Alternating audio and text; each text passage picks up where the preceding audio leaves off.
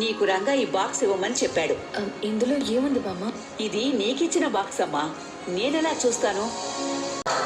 ఇప్పుడు నేను ఎక్కడున్నానని ఆలోచిస్తూ ఉంటా. నా మనసులో నువ్వు ఉన్నావని ఫస్ట్ టైం గుర్తించిన దేవత దగ్గరున్నాను. నేను చనిపోయానని ఈ లోకమంతా నమ్మినా కూడా మీ శిష్యురాలు నమ్మలేదమ్మా. తన నమ్మకమే నిజమమ్మా. నేను బ్రతికే ఉన్నాను. నేను రాతమ్మ మనవుడు రంగాని కాదు, నీ కొడుకు రిషీంద్రభూషణ్ని, వసుధార భర్తని. మరెందుకు సార్ ఇన్నాళ్ళు నిజం దాచారు? నేను రిషిలా చేయలేని పనులు ఇక్కడ రంగాల చేయగలను, చేసి చూపిస్తాను. ఈవిడ నీ అమ్మ. హే, నువ్వెందుకు అంత ఫీల్ అవుతున్నావు? తను నీ అమ్మ కాదు, రిషి వాళ్ళమ్మ. అదే సార్, అదే.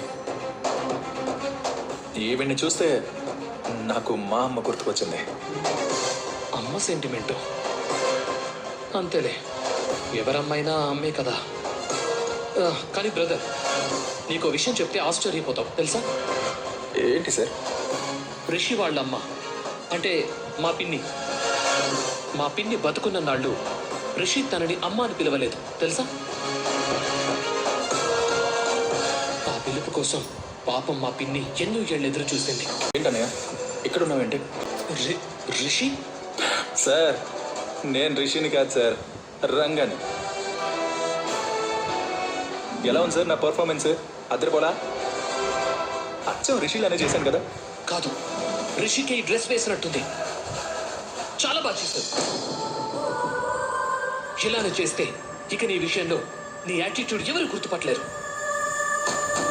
అది సరే, డాడ్ ఎక్కడున్నారు? డాడీ ఏంటి? అదే సార్, రిషి తండ్రి. మా బాబాయ్ మా ఇంట్లో ఉన్నాడు, ఇక్కడ ఎవరు లేరు కదా. ఒంటరిగా ఎందుకని మేమే తీసుకెళ్ళాం. అవును, రిషి మా బాబాయ్ని డాడీ అని పిలుస్తాడని నేను నీకు చెప్పలేదే. మరి నువ్వేలా డాడీ అన్నావు? సార్, ఇది కూడా చెప్పాలా సార్? ఆయన ఏమైనా నాలుగ పల్లెటూరు అబ్బాయి ఏంటి నాన్న అని పిలవడానికి? తను సిటీలో పుట్టి పెరిగాడు, పెద్ద పెద్ద చదువులు చదివాడు, మీ కాలేజ్కి ఎండీగా కూడా చేశాడు. అలాంటి తను డాడీనే కదా తన తండ్రిని పిలిచేది. అందుకే అలా అన్నాను. అవునా? నీకు స్టోరీ మీద మంచి పట్టుందే. సరే, నువ్వు రేపు కాలేజీలో ఏం చేయాలో చెప్తాను విను. కరెక్ట్గా గవర్నమెంట్ కాలేజీని హ్యాండ్ ఓవర్ చేసుకునే టైంకి నువ్వు ఎంట్రీ ఇవ్వాలి. అప్పుడు అక్కడున్న వాళ్ళందరూ నన్ను చూసి ఆశ్చర్యపోతారు, షాక్ అవుతారు. అవును, ఎగ్జాక్ట్గా అదే జరుగుతుంది. ఆ తర్వాత ఏం చేయాలి? నేను ఇప్పుడు క్షేమంగా వచ్చాను కాబట్టి కాలేజీ ఎండి బాధ్యతల గురించి మేము ఆలోచించి నిర్ణయం తీసుకుంటామని చెప్పాలి. ఇది నువ్వు చేయాల్సింది. సార్, చేస్తాను. ఖచ్చితంగా ఏ పొరపాటు లేకుండా చేస్తావుగా? ఒక పనిలో పొరపాటు చేయడం నాకు అలవాట్లేదు సార్. హే, మా రిషి కూడా ఇంతే, అసలు ఏ పొరపాట్లు చేయడు. అవును, అక్కడ మీ ఫ్యామిలీ మెంబర్స్ ఉంటారు కదా, మరి వాళ్ళెవరో నాకు తెలియదుగా. అవును కదా, అదే నిజం. నీకు తెలియదు కదా? సరే చెప్తాను మీరు.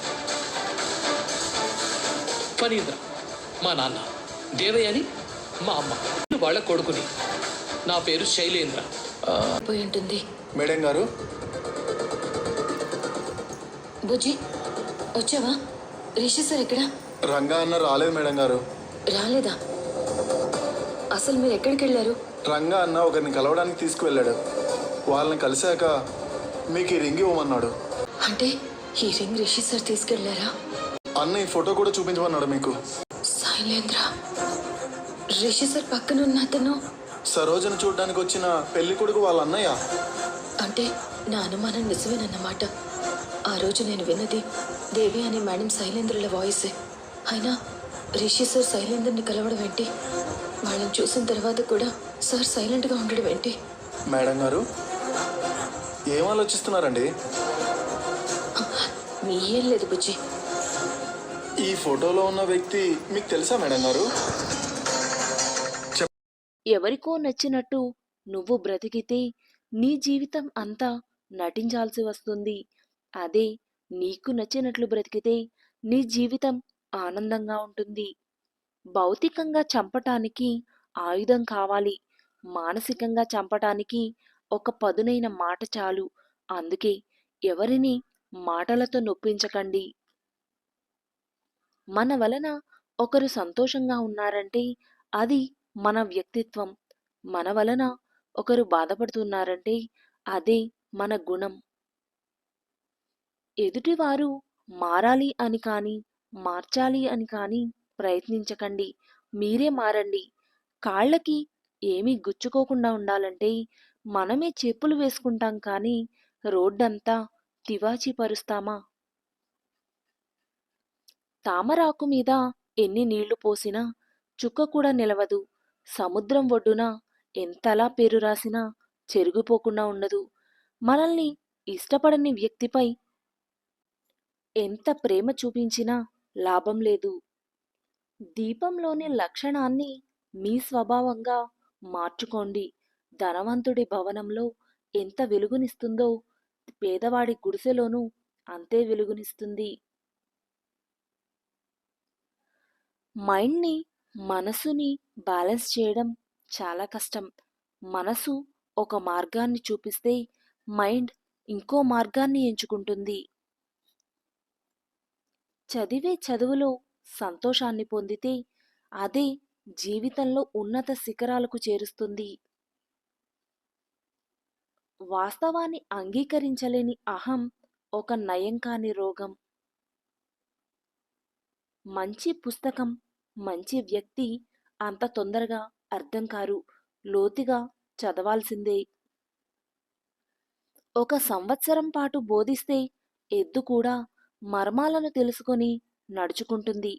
కానీ 30 సంవత్సరాలు నేర్పినప్పటికీ మూర్ఖుడు తెలుసుకోలేడు.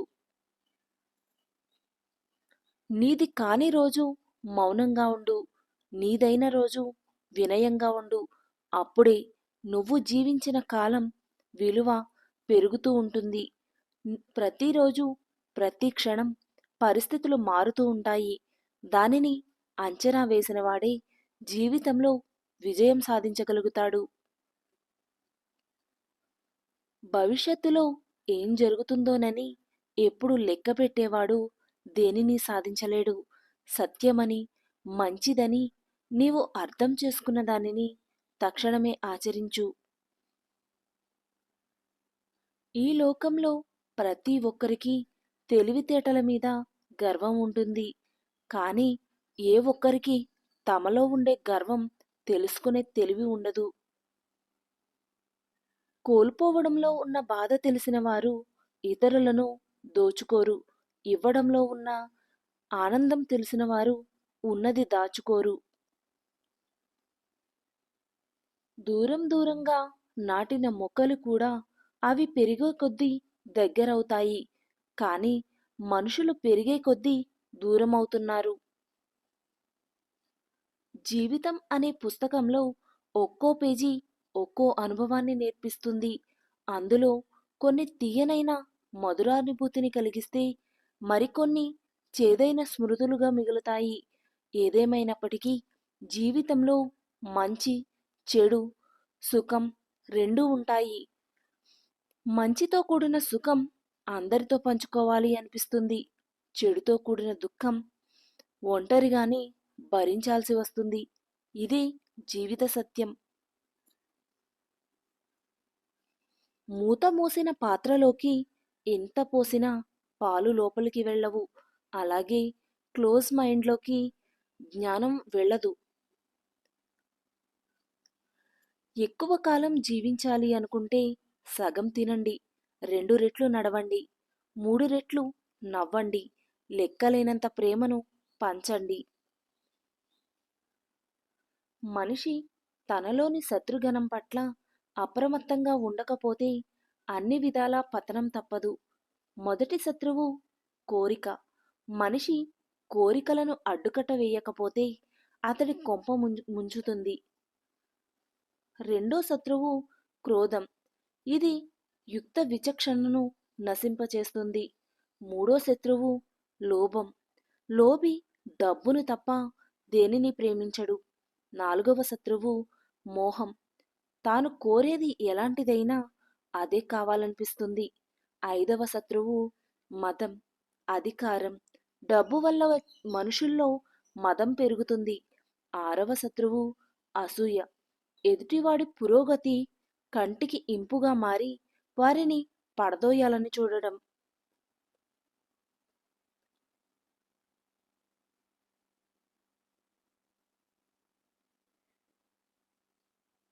ఇతరుల జీవితాల్లో నిన్ను పోల్చుకోకు. నువ్వు వారిలా ఉంటే నీకంటూ సొంత జీవితం ఏముంటుంది? ఇతరుల నుంచి ఎంతైతే ఆశిస్తారో అవతలి వారు అంతకంటే ఎక్కువ ఆశిస్తారని మరువవద్దు. ఎదురు దెబ్బ తగిలినప్పుడు తొందరపడకు. కాసేపు ఆగి ఆలోచించు. జీవితం నీకేదో నేర్పడానికి ప్రయత్నిస్తుందని గ్రహించు. ధనాన్ని చూసి దరిచేరే బంధువులు, అందాన్ని చూసి కలిగే ప్రేమ, అవసరం కోసం కలుపుకునే స్నేహం ఎన్నటికీ శాశ్వతం కాదు. కీర్తి ఉన్నా ఇంద్రియ నిగ్రహం లేని వారికి పతనం తప్పదు. గుడిలో ఇచ్చే ప్రసాదంలోనే చక్కెర తక్కువైతే ఏం పర్వాలేదు అనుకుని పడేయకుండా తింటాం. అలాంటిది దేవుడు ఇచ్చిన జీవితంలో ఏవో 2 రోజులు బాలేవని తప్పుడు నిర్ణయాలు తీసుకోకూడదు. ఏం పర్లేదు అనుకుంటూ ముందుకు వెళ్ళాలి అంతే. కొన్నిసార్లు మన మాటలు పనిచేయనప్పుడు మౌనంగా ఉండి చూడు. ఆ మౌనం ఎదుటివారి గుండెల్లో గుబులు పుట్టిస్తుంది. భయం సుత్తిలాంటిది. గెలుపు ద్వారాలకు మేకులేసి కొట్టేస్తుంది. టెన్షన్ విషం లాంటిది. గెలుపుని చంపేస్తుంది. ఎవరితోనూ మీ రహస్యాలు చెప్పుకోవద్దండి. మీ రహస్యాలను మీరే దాచుకోలేకపోతే మరి ఇతరులు ఎలా దాచుకుంటారు? ఒక్కసారి ఆలోచించండి. లక్ష్యం వేరు, కోరిక వేరు. కోరిక తీరాలని పరిగెడితే తగిలేది ఎదురు దెబ్బలే. అదే లక్ష్యం నెరవేరాలని అడుగులు పడితే ఎదురొచ్చేది విజయాలే. మనిషి బ్రతకడానికి పెద్దగా ఖర్చు ఉండదు. కానీ ఎప్పుడైతే ఎదుటివారిలా బ్రతకాలి అనుకుంటాడో అప్పుడే ఖర్చవుతుంది. మౌనం కంటే మాటలే ఎక్కువ పని చేస్తాయి అని అనుకున్నప్పుడు మాత్రమే నువ్వు మాట్లాడు. ప్రపంచంలో ప్రతి ఒక్కరూ మంచివారే. మోసం చేసే అవకాశం రానంత వరకు. ఈ వీడియో కనుక మీకు నచ్చినట్లయితే please do like, share and subscribe to my channel. Thank you for watching the video.